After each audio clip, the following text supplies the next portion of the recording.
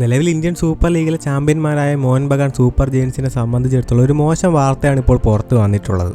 സംഗതി എന്താണെന്ന് വെച്ചാൽ മോഹൻ ബഗാൻ സൂപ്പർ ജയൻസിന് ഫിഫയുടെ ഒരു വിലക്ക് ഇപ്പോൾ ഏർപ്പെടുത്തിയിട്ടുണ്ടെന്നാണ്. പുതിയ താരങ്ങളെ രജിസ്റ്റർ ചെയ്യുന്നതിനാണ് ഫിഫ വിലക്ക് ഏർപ്പെടുത്തിയിട്ടുള്ളത്. ഫിഫയുടെ അധികാരികൾ ഫിഫാസ് ഡയറക്ടർ ഓഫ് ജുഡീഷ്യൽ ബോഡീസ് ഈ ഒരു കാര്യം ക്ലബ്ബുമായി കമ്മ്യൂണിക്കേറ്റ് ചെയ്തിട്ടുണ്ടെന്നാണ് പ്രമുഖ മാധ്യമ പ്രവർത്തകൻ മാർക്കസ് മർഗുലോ ഇപ്പോൾ പറഞ്ഞിട്ടുള്ളത്. എന്നാൽ സാങ്കേതിക പ്രശ്നങ്ങൾ കൊണ്ടാണ്, അതായത് ഇതൊരു ടെക്നിക്കൽ പ്രോബ്ലം കൊണ്ടാണ് ഇങ്ങനൊരു ബാൻ മോഹൻ ബഗാൻ മേൽ വന്നിട്ടുള്ളതെന്നാണ് ക്ലബിന്റെ ഭാഗത്ത് നിന്നും വന്നിട്ടുള്ള മറുപടി. അതുകൊണ്ട് തന്നെ ആരാധകർ കൂടുതൽ പാനിക് ആവേണ്ടതില്ല. പ്രത്യേകിച്ച് ഫിഫ ബാൻ ക്ലബിന് മേൽ ഏർപ്പെടുത്തിയിട്ട് പിൻവലിക്കുന്ന കാഴ്ചകളൊക്കെ നമ്മൾ കണ്ടിട്ടുള്ളതാണ്.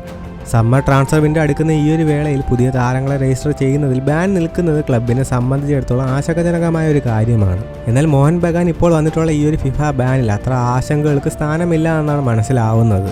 സാങ്കേതികമായ ചില പ്രശ്നങ്ങൾ കൊണ്ടാണ് ഈ ഒരു ബാൻ ഇപ്പോൾ വന്നതെന്നാണ് ക്ലബിന്റെ ഭാഗത്തു നിന്നും പറഞ്ഞിട്ടുള്ളത്. അതുകൊണ്ട് തന്നെ ട്രാൻസ്ഫർ വിൻഡോയെ ബാധിക്കുന്നതിന് മുന്നേ തന്നെ അതിന് പരിഹാരമുണ്ടാക്കുമെന്ന് വൈകാതെ തന്നെ ഈ ഒരു വിലക്ക് പിൻവലിക്കുമെന്നാണ് പുറത്തേക്ക് വന്നിട്ടുള്ള റിപ്പോർട്ട്. എന്ന് തന്നെയായാലും ഫിഫാസ് ഡയറക്ടർ ഓഫ് ജുഡീഷ്യൽ ബോഡീസും ഈ ഒരു കാര്യം ക്ലബിനെ അറിയിച്ചിട്ടുണ്ട്.